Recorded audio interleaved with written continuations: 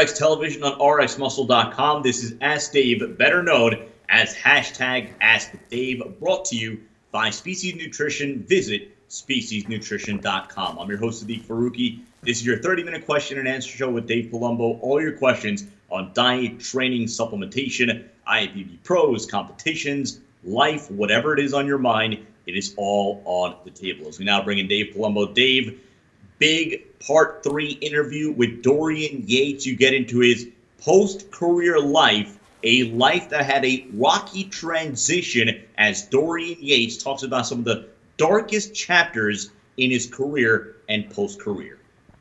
Yeah, well, I knew it had to be tough, to go from being Mr. Olympia, getting injured to the point where you couldn't compete, and just not being on stage anymore. I mean, I knew it had to be a weird or tough transition for him, and I wanted to hear what his take was, and it was actually worse than I actually expected, when he told me, because he kind of just stopped everything. Stopped the drugs, he stopped, everything he was doing.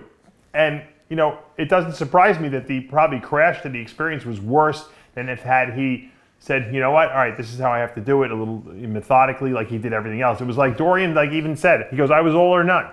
Once I wasn't going to compete anymore, that was it. I just stopped everything. And so he really, had a hard time. And so it's interesting to hear from his perspective of what he went through from the minute he stopped competing, which was to the minute up till the present, which is kind of what part 3 and 4 are about. And I think people are going to really, I enjoyed 3 and 4 more. I know a lot of people enjoyed the first 2 parts because they like the history of bodybuilding. I enjoyed them too, but I think that the post competition years were even more interesting because Dorian has even evolved and recreated himself once again. So again, part 3 of the Dorian Yates Live With series right now at rxmuscle.com and the RX Muscle YouTube channel. Let's go to the questions. Our first 2 questions are going to be from the Dave Palumbo Experience app. Dave, for those not aware of your app, if you want to fill in the audience a little bit more about it.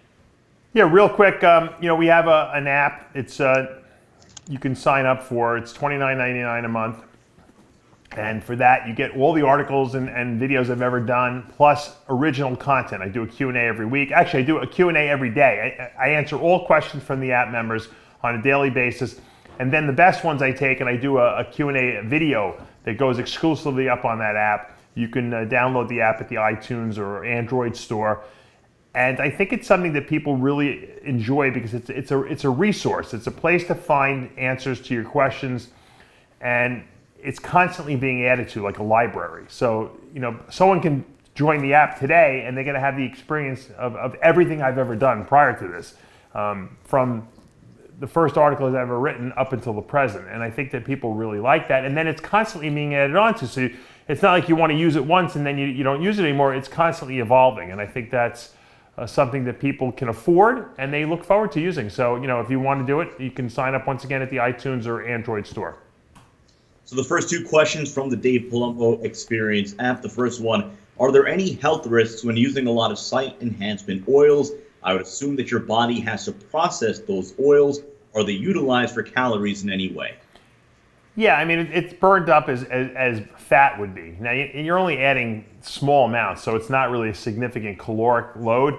But you will notice when you diet, your body will eat that oil up faster. And when you're not dieting, it'll stay around a little longer, which is good.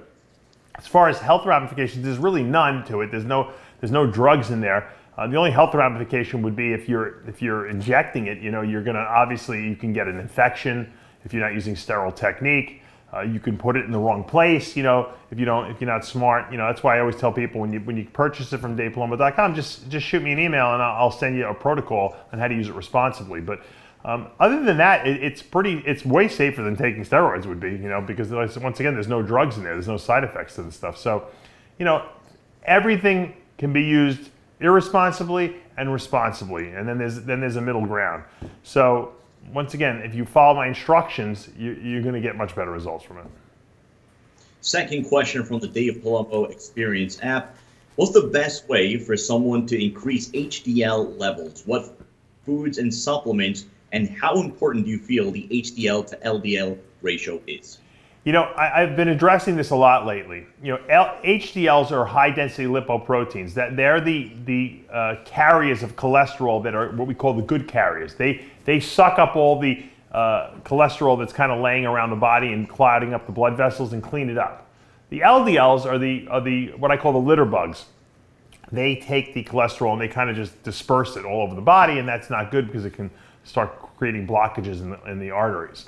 So you want ideally the high HDLs and you want low LDLs. Now, in my experience, if your LDLs are low, low normal, then you have nothing to worry about whether your HDLs are high or low. It doesn't matter. It doesn't seem to have any effect on your ability or your predisposition to get some kind of a clogging in the arteries. It's just my experience, and I've talked to cardiologists who agree with that. Now, if you have high LDLs and you have low HDLs, because steroids, we know, suppress HDLs, that's a bad scenario, because now you have all this cholesterol laying around your body and you have nothing to clean it up. So that's a little bit more worrisome. Now, how do you rate? We know how to lower LDLs. Fiber, product like Fiberlyze, binds cholesterol, pulls it out of the body. Great way to lower it. Essential fatty acids, a product like Omega-Lyze with your fish oil and evening primrose oil, lowers LDLs. Anti-inflammatory type monounsaturated fats like macadamia nut oil, extra virgin olive oil, lower LDLs tremendously. Great, easy way to fix that. HDLs have kind of a weird things that raise them. There's really no supplements that raise them, but if you drink red wine, they show that it does raise HDLs a little bit. That doesn't mean you drink a whole bottle a night. It means one glass. Exercise raises HDLs, but nothing you could pop in your mouth is going to raise HDLs, which is interesting. I find it kind of there's a reason that it's that way. To me, controlling LDL is really what you want to do because we have control over that.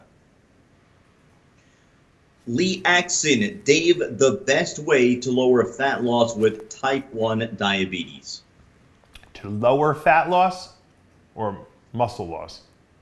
He says fat loss. Maybe they mean increased fat loss. Yeah. Well, insulin management. Type 1 diabetes is a state where a person's pancreas, the beta cells specifically, don't produce insulin. If you don't produce insulin, obviously you can't lower blood sugar. So diabetics need to inject insulin according to what foods they're eating. So if they're eating 100 grams of carbs, they got to take 10 units of fast-acting insulin. And I don't have to go into how to manage diabetes. The problem is that usually diabetics take too much insulin, because they'd rather overshoot than undershoot. And when you take too much insulin, insulin's a fat storage hormone. They tend to have problems, gaining body fat or retaining fluids because of that. So the key is the lower the carbs you eat, the less insulin you need to inject, the less likely you are to make a mistake and over-inject insulin. So type 1 diabetics that follow very low-carb diets tend to be have better control of their blood sugars, and they tend to be leaner by nature. And that's just what I found. Most competitive type 1 diabetics use ketogenic diets because it's easier just to maintain their blood sugar, especially around contest time. It doesn't mean in the off season when you're trying to put muscle on that you should restrict carbohydrates. It means that when you try to diet and maximize fat loss, keep your carbs as low as possible. You're still going to need to take insulin because your body will still always produce glucose from amino acids in the liver via gluconeogenesis, but your amounts you'll have to inject will be way down. Howard 9, your thoughts on dealing with cravings other than, quote, man up and deal with it. I try and stay busy, work, etc., but there's always times when it's just time to sit down and relax for an hour before bed. That's when the cravings kick in. Your suggestions, any supplements, tricks, so on and so forth. Buy my Fiberlyze from Species Nutrition and do a Fiberlyze shake right before. Whenever those cravings come, you take that fiber shake, man, and it will fill you up and hold you over. Especially right before bed, that's the best time. Now, cravings a lot of times happen because blood sugar fluctuations. That's the number one reason people cheat, is because their blood sugar levels are going up and down and up and down. They're getting irritable, they're getting hungry, they're getting cravings, they're getting all kinds of different wacky feelings in their body because they're not consistent. The body likes to be consistent. When blood sugar levels are consistent, the brain has a fuel source all the time and it doesn't care. But when you're in a restrictive state of eating very, less food, when blood sugar drops, you're not going to feel good. That's another reason why I really like the ketogenic diet that I suggest that people use, high protein, moderate fat.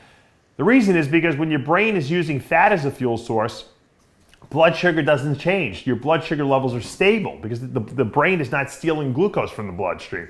And when your blood sugar is stable and the brain always has a fuel source because it's using stored body fat, in the form of ketones, you feel good all the time. You don't have cravings. You don't crave sugar because your blood sugar is not dropping. And so for people who have really bad craving issues, a ketogenic diet is way, way better to use to help facilitate weight loss because you're going to feel better. And let's face it, most people fail on their diet because they cheat, right? And why do they cheat? Because they feel bad or they have cravings. So if we could take away that feeling, they're going to be much more likely to get good results. It was maybe a couple of episodes ago, Dave, you answered a question on CBD in bodybuilding, correct? Yes. Because we are getting a lot of questions, so we may have to do a separate rant individually for that because we do get a lot of questions on CBD bodybuilding. I've been experimenting with CBDs because a lot of people have been contacting me who make them and wanting me to market them. And to be honest with you, there's different methods of how they're absorbed. You can take them orally, you can put them sublingually under your tongue. I've tried them all so far. People have been sending me, and the one I like the best, believe it or not, is you can vape them. I never vaped anything, but you can actually take one inhalation on one of those little vape pens, which is amazing. I don't even know how they work. The technology is incredible. And you can feel the cannabinoids working. You can feel relaxed. You can feel if you have pain relief. I think that's probably the most direct, approach to getting them into your body. Although I've used the one under my tongue, and I seem to have gotten effect from it. But sometimes you absorb more or less. It seems like with the vape pen, you can really measure it a little better. And to be honest with you, you don't want to use too much. I've tried. Believe me, I've done a little bit. I've done too much. If you take too much of it, you get nauseous from this stuff. So there's a sweet spot of using it. And once again, the good thing is there's no drugs in there, so there's no abuse potential, So you're going to take it just to relax, stimulate those cannabinoid receptors, which cause, relaxation, cause pain relief. And I think a lot of people who have chronic pain or who have, anxiety can definitely benefit from it. Well, Dave, since we're on the topic, we are getting a couple of other questions. What about oil? Is there a difference as far as consumption as it comes to CBD oil? Well, there's different types of CBDs. There's different fractionations. I was talking to Amin Ali, who seems to have a connection with a company that makes like a full spectrum cannabinoid oil, which has all the cannabinoids in there, which I haven't tried it yet, might be better. I don't know. Once again, they're all in some kind of an oil extract. Even the pills, the pills are usually in some kind of like a capsule that has oil inside of them. So it's cannabinoid oil is what it is. How you ingest it, whether, like I said, you vape it, you put it under your tongue, or you orally just swallow it, is really a matter of whatever's more convenient for you, I guess. Michael Grapner, I had cancer as a kid, leukemia to be exact, and as a result of cancer, I had my gallbladder removed. How would the chemo and having my gallbladder removed affect my bodybuilding career and potential? Well, the gallbladder, a lot of people think the gallbladder produces bile, but it doesn't. The liver produces the bile, and then it goes into the gallbladder. The gallbladder concentrates the bile. So when you eat fatty foods, the gallbladder releases its bile. Now, bile is not a digestive enzyme. It doesn't digest the fats that you eat. It actually emulsifies them. What it does is it breaks them into smaller pieces. Now, the best analogy I can give you is if you had oil on your hands and you went to the sink and you put soap on your hands and washed it, the oil comes off your hands, right? Because what the soap is doing is it's breaking up the oil globules into small pieces, and then they roll off your hands. That's what the bile does. It breaks the fat globules into smaller pieces, just like soap does, so that the digestive enzymes can get to work and digest them more easily. Because think about it. If you have a smaller fat globule, you have more surface area, the digestive enzymes can work much easier on these molecules, and that's really what it does. So if you have no gallbladder and you can't concentrate bile, what happens is the liver is constantly trickling bile into your digestive system. So what happens is if you eat a big fat meal, it might be harder to digest it because you're not getting a concentrated release of bile. So what I recommend you do is you space out your fat meals and try not to eat one large fat meal. Try to make smaller fat meals throughout the day. So again, that's the only restriction. Yeah. So right now on rsmuscle.com, we have the part 3 of the Dorian Yates Live with series. The next question is about something that was brought about in the part 2 episode with Dorian Yates. This is from our good friend Jack and Stack 1. Dorian says he got better results taking GH 3 times a week in very large amounts as opposed to smaller amounts taken every day. 1, your thoughts on this protocol. 2, have you ever heard of this protocol before, and what are the pros and cons? Well, some people have recommended that, or found that they got better results from taking GH, not every day. And the reason is because GH makes you, especially in high amounts, makes you insulin resistant. And your insulin doesn't work. And Dorian, early in his career, didn't really use insulin until the very, very end. So he probably found that when he took huge amounts of insulin every day, he wasn't absorbing his food as much. And so he didn't really, maybe he noticed when he took it every other day or only 3 times a week, it didn't make him as insulin resistant because it wasn't in his system all the time. And I think that's why he got better results. Now, also, I want to preface by saying that the Dorian also told us that he had some kind of contact. He was paying like $1 an IU for GH, which means he was paying $18 a day. No one pays that. Most people pay $10 to $20 an IU. So for most people, 18 IUs a day would be cost prohibitive. And I don't think that Dorian ever would have taken that much had he had to pay the full price for it. Having said that, I also don't think that dosages of that amount are necessary.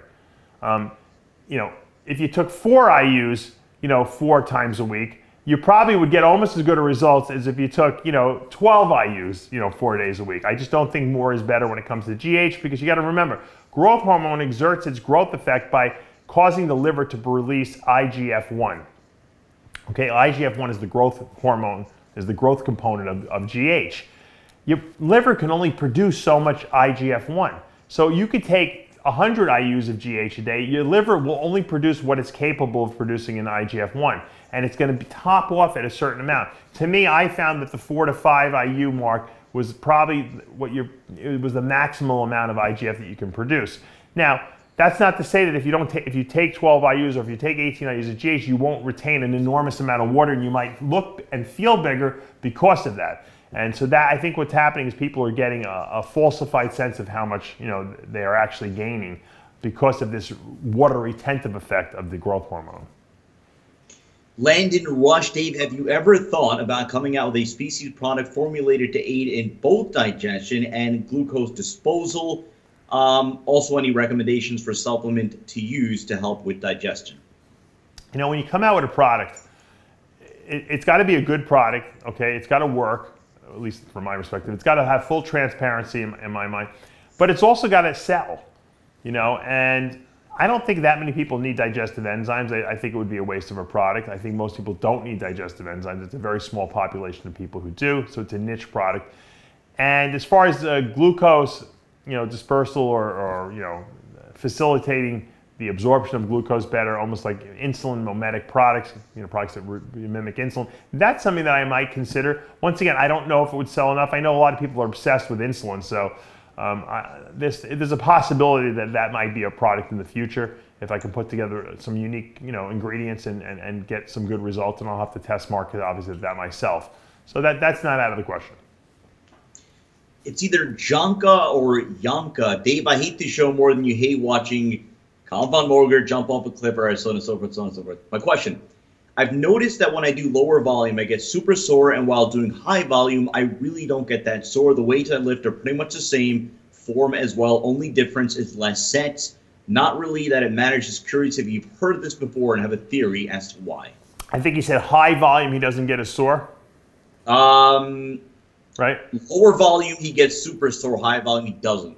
Right. Yeah. Well, when you do low volume, you're lifting heavier weights. Okay. And when you lift heavier weights, you recruit more muscle fibers, and when you recruit more muscle fibers, it causes more muscle damage, and that's of course going to make you sore. When you're doing high repetitions, you tend to use less weight because you're doing so many sets over and over and over again that you're basically just you're kind of burning out the neuro pathways. You're not really overstimulating the muscle, and I think what's happening is you're really not recruiting that many extra muscle fibers. You're probably only recruiting maybe a certain percentage of them. So that's why, and Dorian said it himself, and I've said it over and over, heavy weights, high intensity builds muscle. Let's go to a couple of really good ones here. What do we got? Physique 85. Nowadays, it seems that more and more people, coaches, gurus are endorsing insulin and insulin HGH stacking use and protocols. It seems that an ectomorph or gainer with a fast metabolism would benefit from more added lean mass over an endomorph easy gainer with a slower metabolism that can get fluffy fairly easily. In your opinion, who would make a good candidate and why not? Who would be a good candidate? I didn't hear it. So he's talking about insulin and insulin HGH stacking use and protocols, and then I guess he's comparing it who would be a better candidate, ectomorphs or endomorphs. I got you. Okay. Yeah, I mean, obviously an ectomorph is a guy who has a very fast metabolism, and a lot of times I think the ectomorphs, what they do is they don't produce a lot of insulin, these people. So because their insulin levels are low, they stay leaner by nature, and they tend to burn things up quicker. Usually their metabolic rates are faster. So in that situation, probably someone using a GH insulin stack would probably get benefits out of it because they probably don't produce a lot of insulin to begin with, and they don't get fat by nature. So taking extra insulin is not going to be an issue. It's just going to help them absorb their food better. You give an endomorph, insulin, okay? They already produce too much insulin. They gain weight real easy already, and now you're putting more insulin into the equation, which is going to help them get even fatter.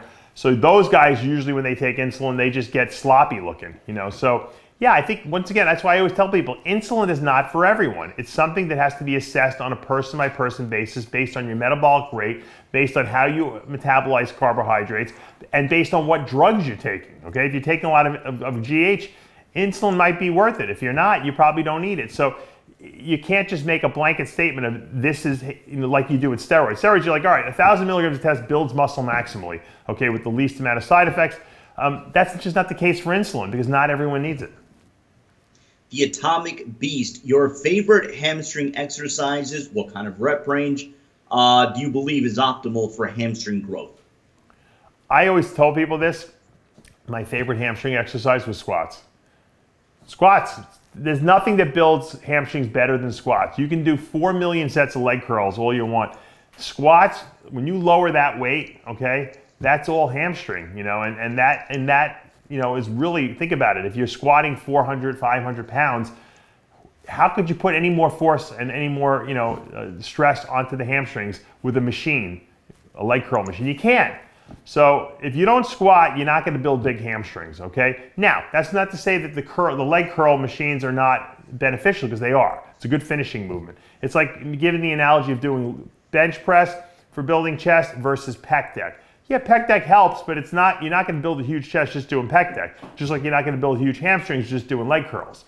So you got to do both. I like the standing one leg at a time leg curl machine. To me, that's the best one because you can really isolate those, or the one the machine you kneel into, because you can really isolate each leg individually and you're building symmetrical muscle on each side.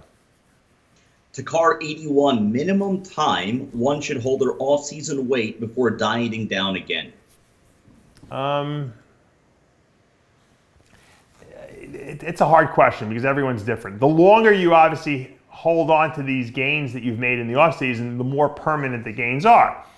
If the day you gain get to 250, you all of a sudden start dieting, your body hasn't ever been at 250 for more than one day, so it doesn't see itself as being 250, so it's going to much more likely lower its weight pretty quickly.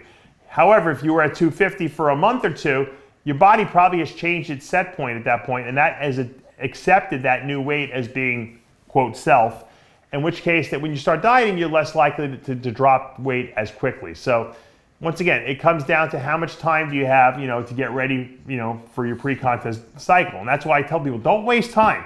When you're done with that show, you take a week, relax, and then right back at it, because you can't try to play catch up at the end and try to gain weight right before you start dieting. It just doesn't work. We're going to step aside while we return. More Ask Dave here at rxmuscle.com.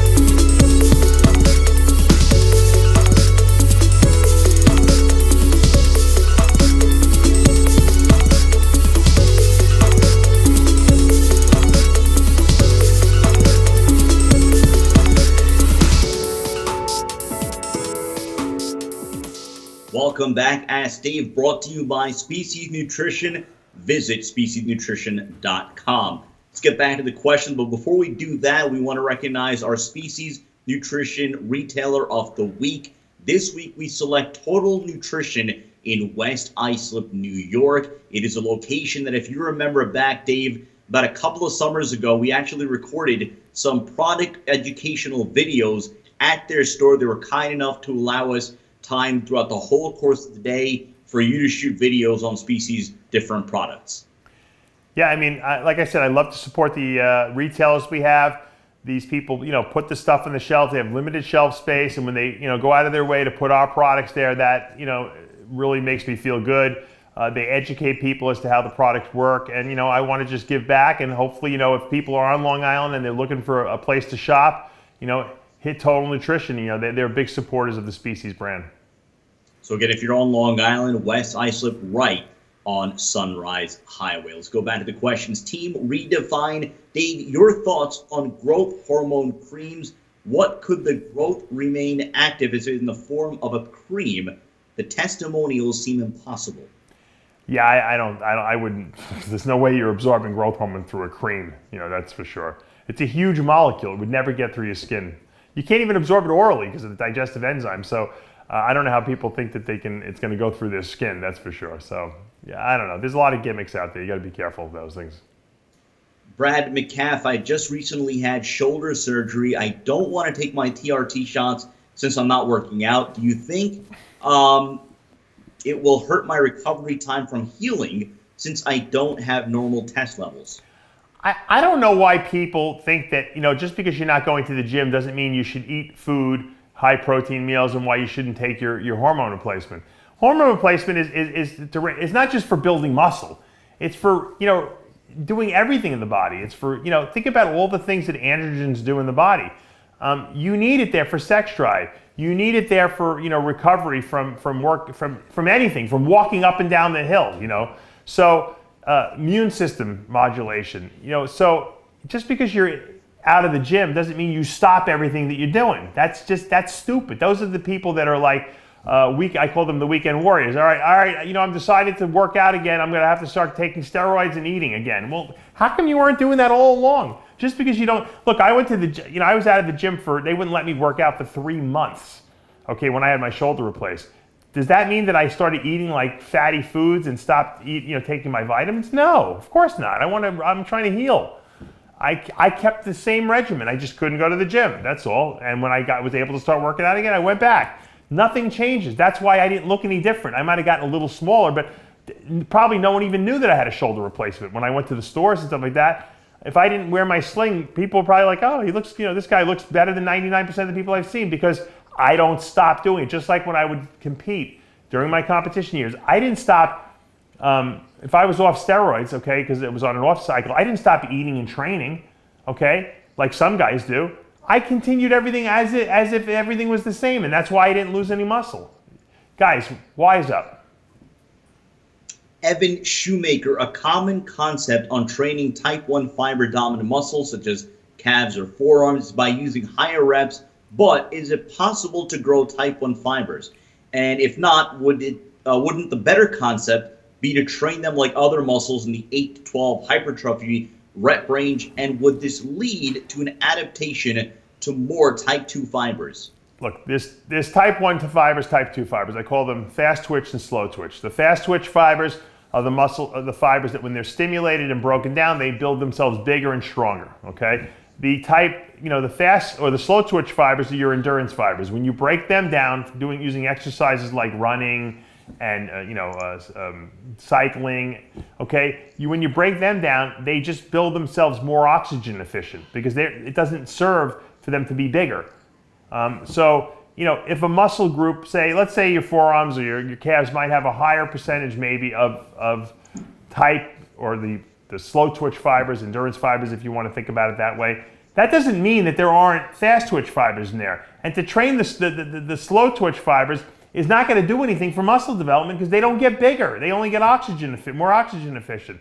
So you always want to be targeting the fast twitch fibers, which means heavy weight, explosive movements, lower reps. And that's just the way, that's what bodybuilding's all about. If you don't want to be a bodybuilder and you want to be, a CrossFit guy or an endurance guy, then go do it. But you're not going to build muscle using high reps, with forearms and calves, that's just not the way it works, That doesn't mean that a 15 rep set is not a ton of reps. But if you're doing like 50 rep and 100 rep sets, you're just burning through muscle. You're wasting your time.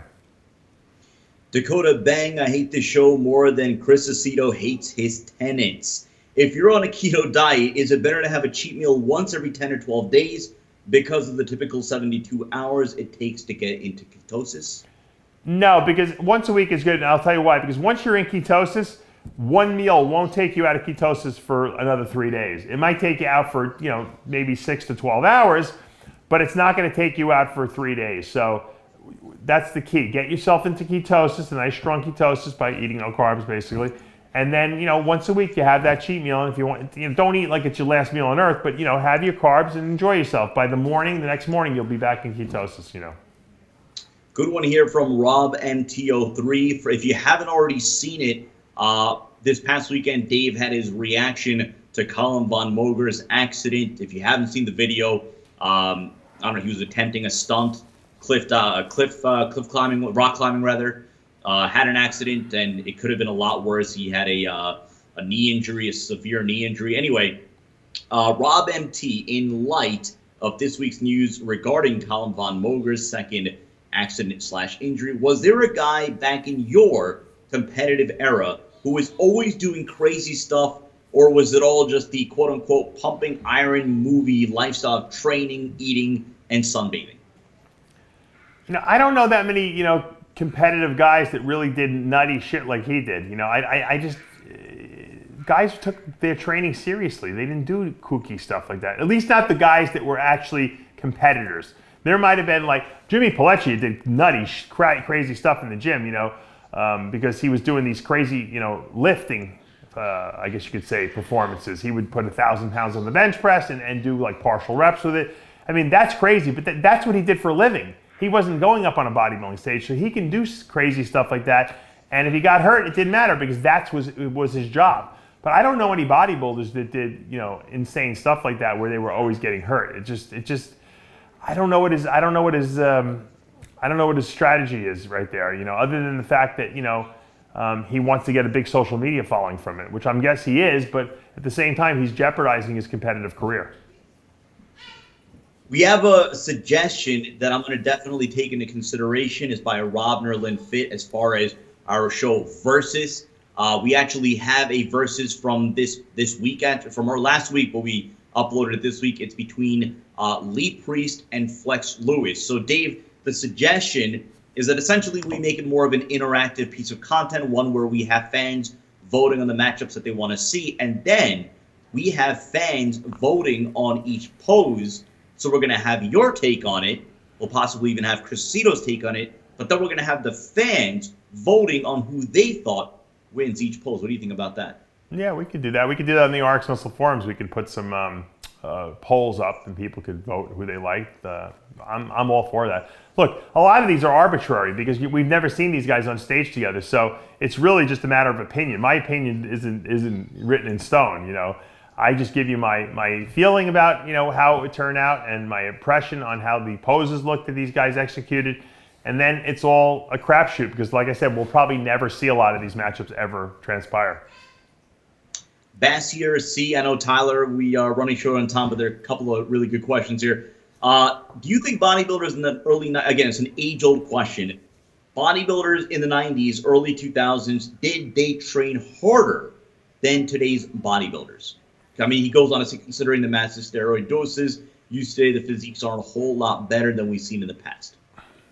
I think training was taken more seriously, and I really have to chalk it up to Dorian Yates and Joe Weider, because Joe Weider really made a huge deal about training techniques in the Weider magazines, and Dorian really took training to the next level with some of the crazy stuff he was doing, the high intensity, Mike Menser type training he was doing. People got really, in the 90s, that was like the it thing to do.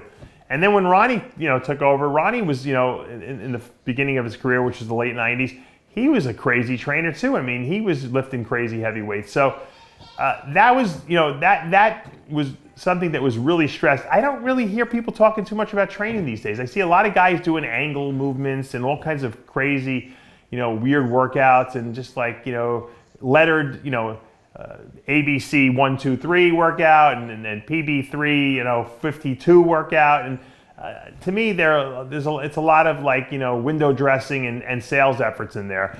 Instead of just talking about, hey, let's go to the gym and lift some fucking heavy ass weights and then go home and eat and rest. That was the Dorian mentality. And I think that, everyone followed the Dorian mentality, even the guys who were in Venice Golds, because they all felt they had to catch Dorian. So they were doing the same stuff. So I think that the training angle is a little different nowadays, and I think that the physiques might have looked a little denser back then because of the fact that people were pushing maximal weights. And obviously they were putting their body in harm's way and doing it as well, but I think the physiques looked better because of that. We'll take one more question. Reminder, part 3 of the Dorian Yates Live With episode, live right now at rsmuscle.com and the YouTube channel. Chris Tangialetti, Dave, if you can compare yourself to any bodybuilder today, which bodybuilder would it be? That's a good question. I don't know. I haven't thought about that. There was, I'm trying to think of like a really big guy today that, has a lot of mass on him and crazy conditioning. Meadows, who's still, well, Meadows is not that much younger than me, but, he has a really thick, dense, ripped physique. I don't know. I think I was, I was a pretty big dude back in the day, and I was over 300 pounds in the off season. But I had really good conditioning. I don't know that many guys that walk around with my conditioning. Juan Morel has my conditioning and a lot of muscle mass, but I think he's a better body, but he's got more shape. I had better legs than him, but his structure is way better than mine was. He's way more genetically talented than I was. So, I was like an amalgamation of different things. I maximized my genetic potential, and I think that's really what we all ever want to do. Everyone has a genetic, limitation. And what you want to do is put as much muscle on that frame that you've been given genetically and take as much body fat off of it. And I think I maximized that, and that's what made people really be able to relate to me, because they're like, you know what? He might not have the best physique out there structurally, but this freaking guy put a lot of muscle on, and he stripped that body fat off, and he looked amazing on stage. And I don't even care if I win the Olympia. I want to look like that. And I think that made me feel good, because it felt like I was like, something that people could aspire to. If he can do it, then I can do it as well. That's going to do for this episode of Ask Dave, brought to you by Species Nutrition. Visit speciesnutrition.com. For Tyler Shore and Dave Palumbo, I'm Sadiq Faruqi. We'll see you next time.